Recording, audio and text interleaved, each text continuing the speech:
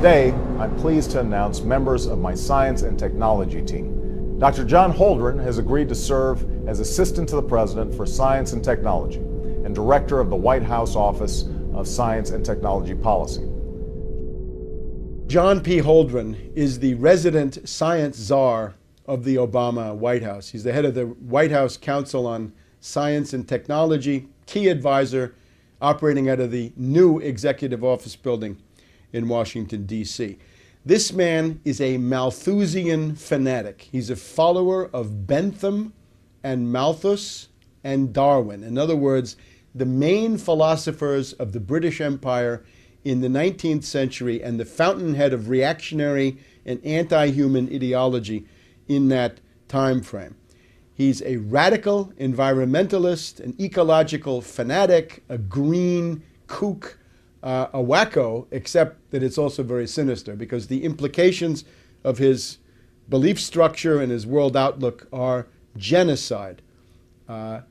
He is, in particular, an enemy of the traditional American point of view on the world. Holdren polemicizes in his books against people he calls the cornucopians, people who think that the bounty of nature and of production is unlimited. He says that's not true. There are limits to growth, and we have to live within those limits. He polemicizes against growthsmanship, that you can grow your way out of a crisis. According to Holdren, that door has been permanently closed on all of us. And in particular, he says he hates the moonshot mentality of the average American. And that is to say, with the right kind of national mobilization, technology, and political will, you can do just about anything, including putting a man on the moon or putting other people out into space. So Holdren is anti-American in this deep way. He is a pessimist culturally and historically. He calls himself a neo-Malthusianism. Now, the heart of his outlook is what he calls, he says that population is the root of all human problems. In other words, people pollute. Humanity is a cancer on the face of the earth. The one big problem in the ecosystem is the role of humankind. And of course, in reality, the existing ecosystem could not survive without the constant contributions of human production. It's very easy to show that. Holdren started off in the 1970s with Paul Ehrlich, who was a charlatan and an obscurantist and a crackpot who wrote the book The Population Bomb. Ehrlich was convinced that world population was growing out of control and that this was going to lead to a breakdown of human civilization sometime in the late 20th century. And it goes together with the campaign of the limits of growth, the Club of Rome, Aurelio Peccei, and the rest of these people. This is kind of the intellectual milieu that Holdren comes out of. Now, there was no population bomb. It's just not true. It never happened. Population in Europe is falling, if you just look at the self-renewal of these populations. Same thing in Japan, same thing in Russia. They've all got a demographic problem which has nothing to do with overpopulation. It has to do with shrinking population. China has demographic problems that were caused by going along with this two-child per family policy. The U.S. would be experiencing demographic decline if it weren't for the flow of immigrants into the country. So there never was a population bomb, but Holdren does not revise or change his pseudoscientific outlook because of this.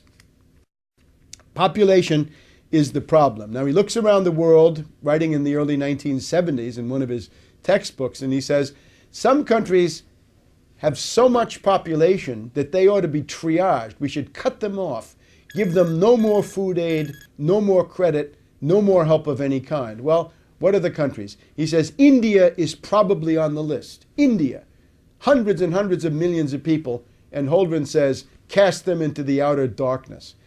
Then Bangladesh, with a couple of 100 million people, Holdren says, for sure, Bangladesh has got to be triaged. Give them nothing. Now again, the note of genocide. the idea that whole countries should be consigned to doom puts Holdren in a league which is far beyond Hitler in terms of the number of victims that these policies would result in. He hates science and technology. He wants to limit science and technology. He regards them as a threat to what he thinks of as the social order, and also to the crackpot views of charlatans and fakers like himself. He says he wants to create a science court that would decide which inventions could be put into practice and which would have to be banned. This is unbelievable. This would essentially strangle the source of human progress and consign us all into a stagnation and ruin, which would never end. Holdren believes that there's a world optimum population, or carrying capacity. Now, the idea of carrying capacity comes from the writings of a Venetian kook by the name of Gianmaria Ortes, O-R-T-E-S, writing in 1790 or thereabouts.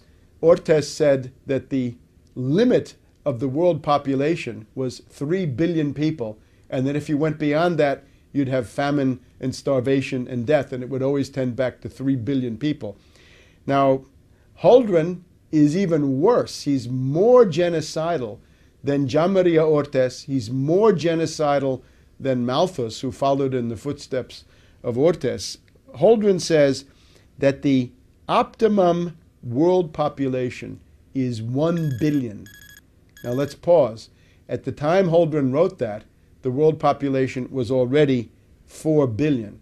Today, if you say the optimum population is 1 billion, it would mean that more than 5 billion would have to go. And again, these are orders of magnitude that Hitler, Stalin, and Mao never dreamed of. Only in the mind of fanatics like Holdren do we get genocide of these proportions. Holdren says that the big task of policy, and here the third world and developing countries should take note. He says the main political problem facing the world is not world economic development, but stopping world economic development. He's very worried that countries like China and India and others, Latin America, South Asia, Sub-Saharan Africa, that they're going to try to imitate the development of the US, Europe, and Japan. And Holdren says that would be catastrophic. What we need is to stop third world development. We've got to convince the third world not to do that, and we've got to institute de-development worldwide. In other words, turn back the clock of history, roll back progress, and go back to what amounts to pre-industrial civilization. Well, pre-industrial civilization is a lifespan of 30 to 35 years, nasty, brutish, and short, as Hobbes put it. So that's what Holdren wants for you and your family. In order to enforce this, he talks about a supranational monstrosity that he calls a planetary regime. This means a world empire, a supranational, one world government that would attempt to control all details of human life. Would start with what he calls the global commons. That is to say, anything that impacts the air, the soil, and the oceans would become the subject of international, supranational intervention. It would be like the IMF on steroids. Instead of just economic life, it would extend to everything. Again, the temperature in your living room, the kind of car you have, the amount you get to eat, whether you have a pet. I mean, minimal details about your everyday life. For individual countries such as the US, Holdren recommends a population law which would fix the outer limits of the acceptable population. And again, what happens if you are surplus? What happens if you are declared a useful leader? He doesn't say that so explicitly, but it's clear that you wouldn't fare very well. So one of the features of a population law, in Holdren's point of view, is to regulate the size of the family. And this is what, of course, China did in the post-Mao period, the two-child per family policy. So the hand of the totalitarian state intervenes in the most intimate decisions of the family, and the realm of individual responsibility pretty much ceases to exist. Now, Holdren is willing to do just about anything to, first of all, slow the rate of population increase. That's his first goal. Secondly, to bring population into stasis or equilibrium, zero growth, but then to turn it back and have a decreasing, diminishing world population. The Chinese experience is if you do that, you're flirting with economic collapse. But Holdren doesn't care about that. He's, of course, a fanatic. So what is he willing to do? He talks about all kinds of forced sterilization, that you can have surgical interventions on males.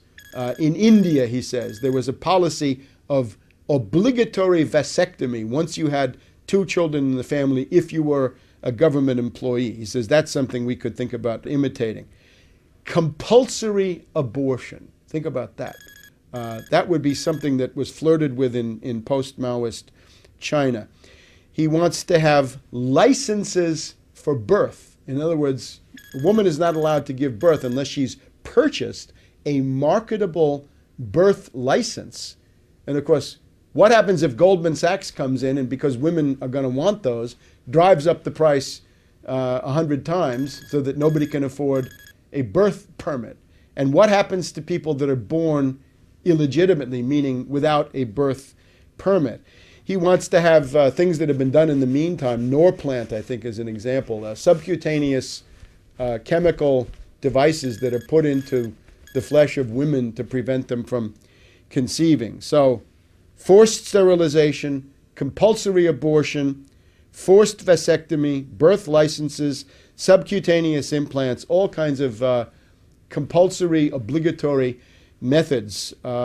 In terms of forced sterilizations, he says you could do this by putting chemicals in food and water, but he thinks that these other methods would be more effective. He also has other methods of persuasion, which are really coercion, that if you have more than 2 kids in the family, there's no more free public education for you. The 3rd kid has to pay to go to the public school. If you're living in public housing, which is the case in some countries, the 3rd kid gets you kicked out of the public housing and you become homeless. He's also in favor of violating the family by seizing babies. He says that if it's a teenager or a minor who has had an illegitimate child and there's no husband in the picture, then the government should come in and seize that child and have a policy of forced adoption to take care of that illegitimate child.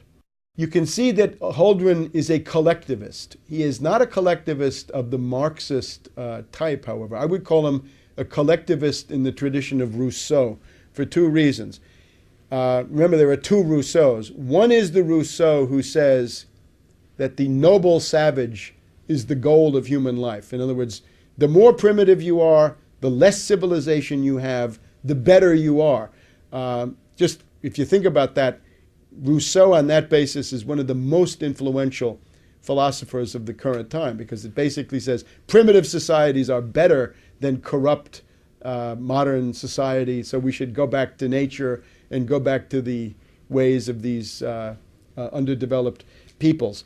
But then there's the other side of Rousseau, which is the collective will. The late Rousseau writes about the collective will and that the individual counts nothing compared to the collective will. This is essentially the philosophy of the reign of terror in the French Revolution, and that's pretty much where Holdren is. So I would call him a Rousseauvian fanatic in addition to being a Malthusian and a Darwinist and a Benthamite, and he wants to have the noble savage, roll back civilization, go back to pre-industrial civilization, or call it civilization if you want to, and at the same time he wants to impose the collective will. He even writes about infanticide. He says that infanticide is found in many primitive peoples, and he says, well, what that means is that these societies thought that the survival of the group and the collectivity was more important than the individual, so they didn't hesitate to kill babies, which implies Holdren's idea of civilization. It's a form of